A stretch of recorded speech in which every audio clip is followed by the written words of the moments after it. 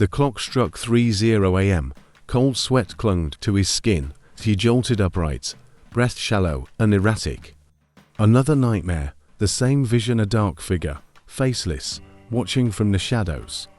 It never spoke, never moved, yet its presence was suffocating. Every night, the dream intensified. Sometimes it chased him through endless corridors. Other times, it simply stood there, radiating pure rage, his own rage. He didn't understand why. By day, he was rational, admired even, yet, in the silence of night, something buried deep within clawed its way to the surface. His fear wasn't just of the dreams, it was of himself. Was he losing control? Desperation led him to seek help, but even as he sat across from the therapist, he hesitated. How could he explain the feeling that he was haunted? Not by something external, but by his own reflection. He wasn't alone. Many suppress emotions they deem unacceptable.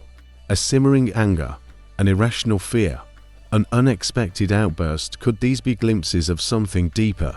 His case was not unique. His struggle mirrored countless others, tormented by emotions they couldn't name and fears they couldn't rationalize. What if the mind wasn't singular, but a battlefield between what we acknowledge and what we reject? He had always seen himself as good, but why did these nightmares make him feel like a stranger to himself? The harder he tried to suppress them, the stronger they became. Could the key to his torment lie in what he refused to face? We like to believe we control our thoughts and emotions, but what if that's an illusion? What if, lurking beneath the surface, there exists a part of us we've long ignored, one that refuses to be silenced? The nightmares weren't just bad dreams, they were messages. A force within him, long buried, was fighting to be acknowledged, and the more he pushed it down, the more violently it surfaced. Do we truly know ourselves, or are we merely the version we present to the world? This man had sculpted an identity, filtering out the parts that didn't fit, but something inside him refused to be erased. He wasn't ready to face the truth, not yet, but the nightmares wouldn't wait. There's something unsettling about realizing the greatest enemy may not be external, but internal. How much of our behavior is dictated by forces we don't fully understand? A sudden rush of anger, an inexplicable fear, are these just emotions, or shadows of something deeper? What if the emotions we suppress aren't gone, but waiting, lurking, growing stronger? The mind is not just what we acknowledge, it is also everything we reject. His journey was only beginning, but one question loomed: what happens when you can no longer run from yourself? And so, we are left with an unsettling question: could hidden parts of ourselves be shaping our lives without us even knowing? What if what we fear most is not the world around us, but the depths of our own psyche? If these nightmares are more than just dreams, then perhaps we, too, carry a darkness we refuse to see. But what exactly is this darkness? And what did one man, one of the greatest minds in psychology, discover about the hidden forces within us? The answer may change everything you thought you knew about yourself. There comes a moment when one must ask, who am I, really? Beneath the carefully constructed identity we present to the world, there exists another self, a darker, hidden counterpart we often choose to ignore.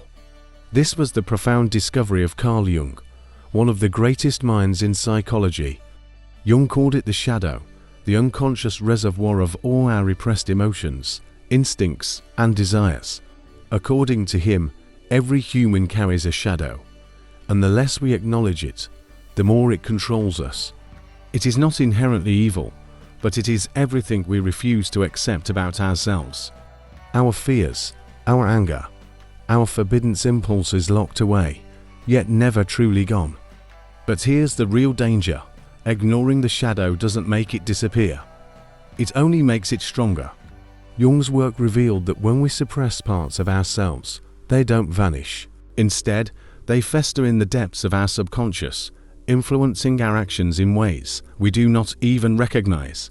Jung's most chilling warning was this: everyone carries a shadow, and the less it is embodied in the conscious life, the blacker and denser it is. In other words, the more we deny our hidden emotions, the more they shape our reality. Think about it. How often have you felt an unexplainable surge of anger or jealousy, only to brush it off? These emotions don't come from nowhere. They are remnants of the self you've disowned. The polite, well-mannered individual who suddenly lashes out in rage. The loving friend who secretly harbors deep resentment. The seemingly confident person riddled with self-doubt. These contradictions aren't coincidences. They are manifestations of the shadow parts of ourselves that we reject, yet cannot escape. But what happens when we refuse to acknowledge these suppressed parts? They don't stay dormant.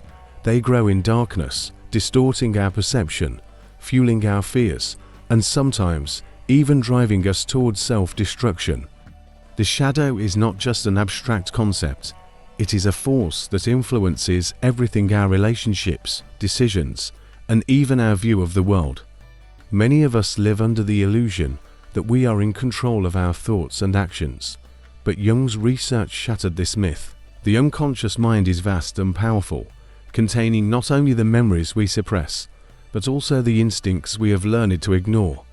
From childhood, we are conditioned to suppress emotions that are deemed unacceptable: anger, sadness, greed, even ambition. Over time, we become strangers to ourselves, believing we have outgrown these emotions when in reality, they have merely sunk into the depths of our psyche. The problem is, what we push down does not stay buried. It resurfaces in unexpected ways: irrational fears, inexplicable guilt, destructive patterns. The shadow never vanishes. It only waits for moments of weakness to take over.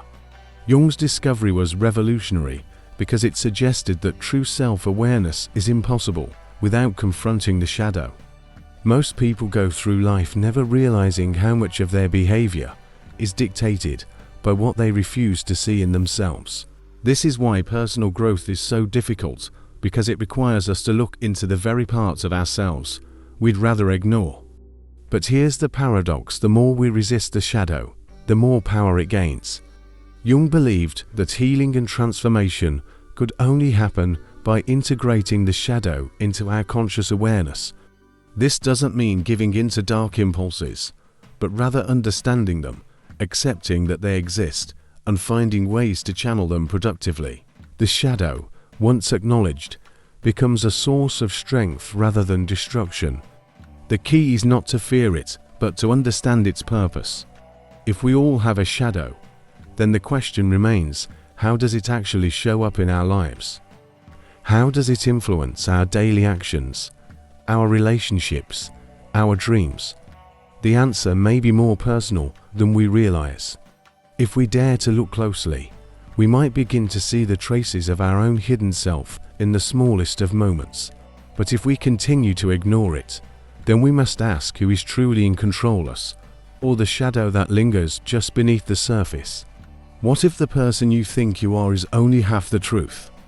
Beneath your controlled demeanor, beneath the polite smiles and socially acceptable behavior, there exists a hidden force, one that silently shapes your thoughts, actions, and emotions without your awareness.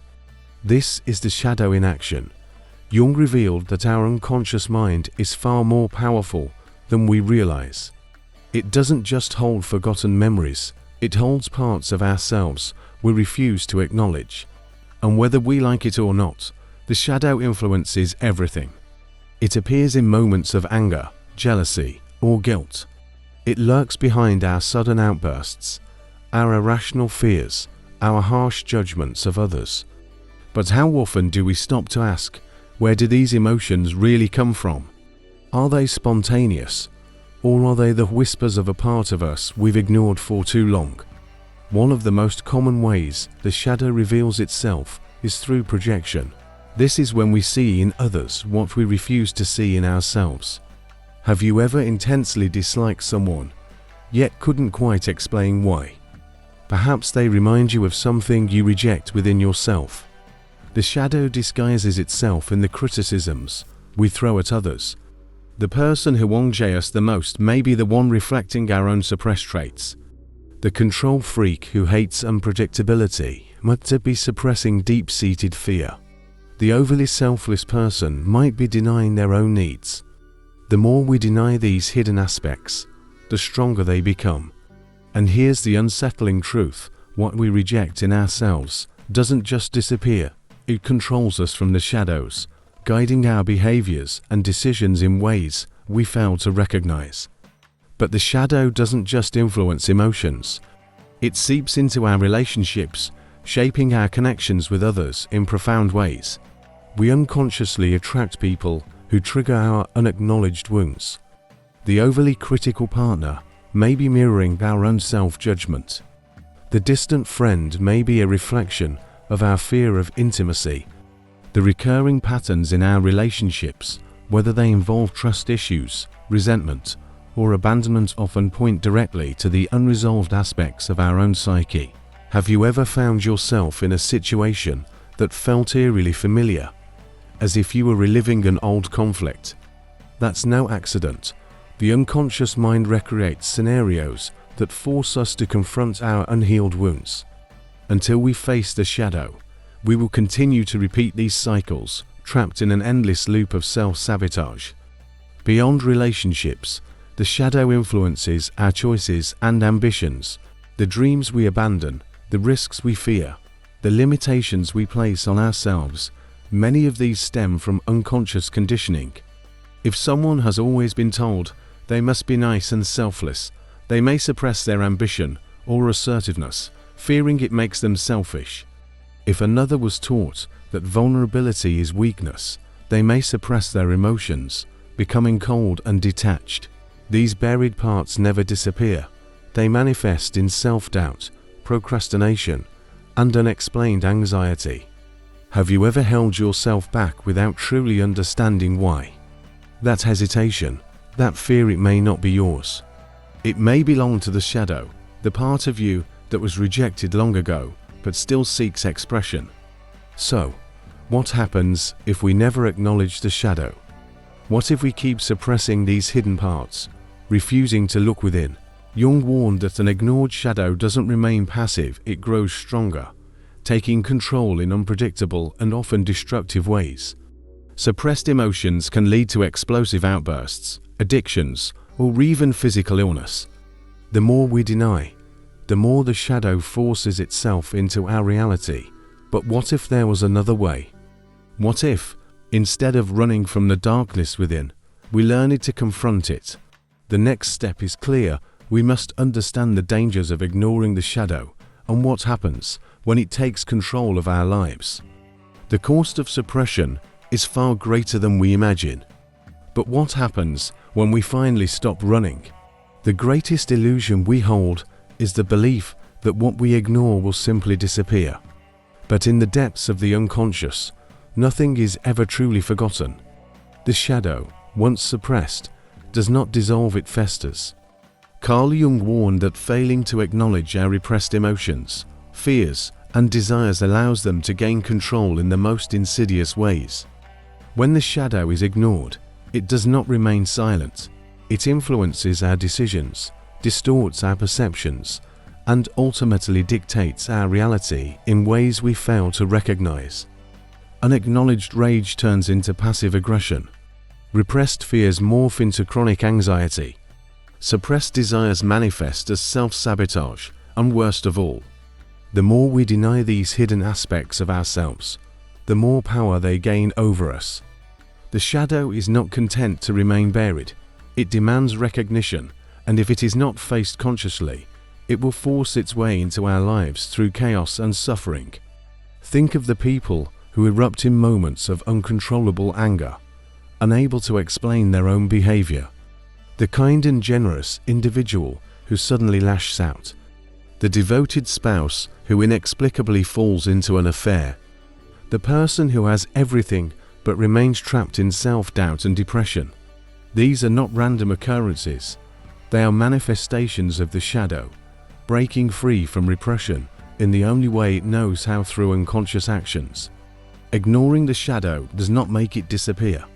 It only ensures that it will emerge at the worst possible moments, sabotaging our relationships, careers, and personal well-being. We see it in people who constantly attract toxic dynamics into their lives, unable to understand why the same patterns keep repeating. The reality is that the shadow will not remain hidden forever. It will either be confronted on our own terms or take control in destructive ways. But the dangers of an ignored shadow go beyond personal struggles. Jung believed that entire societies possess collective shadows, darkness that emerges when a culture refuses to acknowledge its deeper fears and prejudices. History is littered with examples of what happens when entire populations project their shadow onto an external enemy. Wars, mass hysteria, which hunts each an eruption of collective darkness created by the refusal to face uncomfortable truths.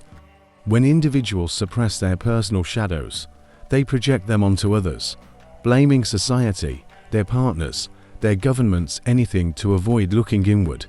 And this is where true danger lies. When enough people refuse to face their own darkness, the consequences ripple outward, shaping the world in ways that lead to conflict, oppression, and destruction. The refusal to confront the shadow doesn't just harm individuals, it destabilizes entire civilizations. Yet, the most tragic danger of ignoring the shadow is that it robs us of true self-awareness. To suppress parts of ourselves is to live a life of illusion.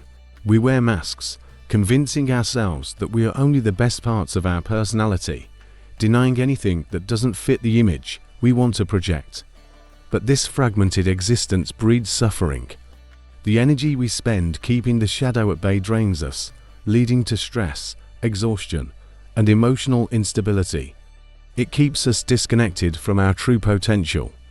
When we deny our weaknesses, we also deny our strength. When we bury our fears, we also bury our courage. To live in fear of our own darkness is to live half a life, one dictated by avoidance, rather than true self-acceptance. But what if there was another way?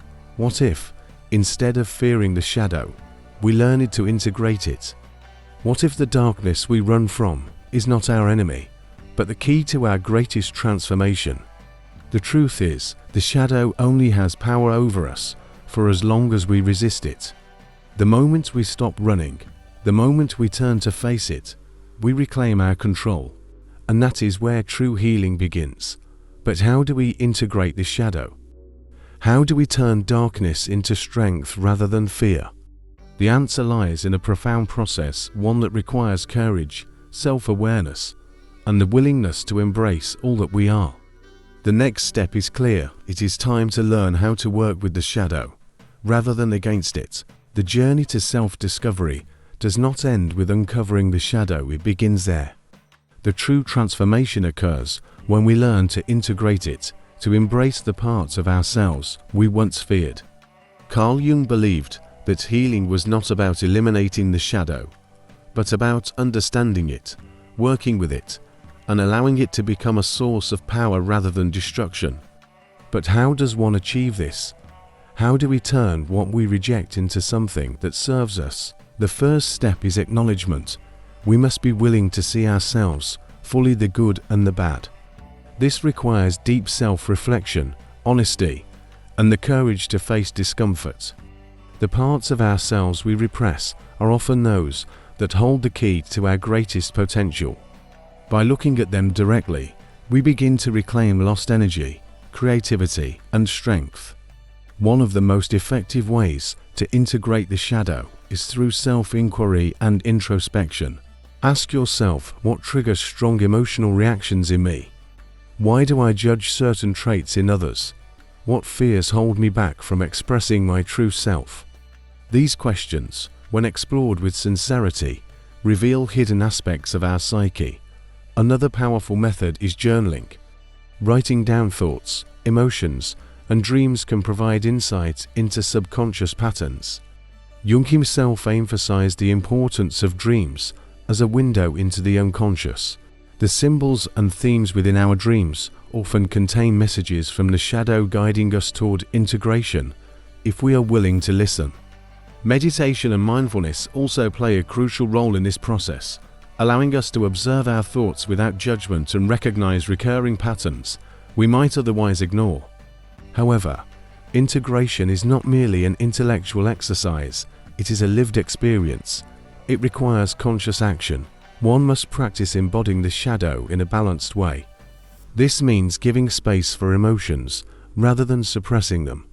If one has suppressed anger, for instance, learning to express it in healthy, assertive ways prevents it from erupting destructively. If one has ignored ambition out of fear of selfishness, stepping into leadership roles with integrity is an act of integration. The shadow is not inherently negative. Within it lies the potential for growth. The artist who fears imperfection may find their greatest work in the rawness of their flaws. The person who hides vulnerability who discover deeper connections by embracing it.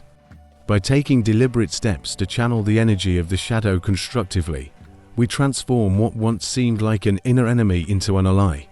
But this path is not easy.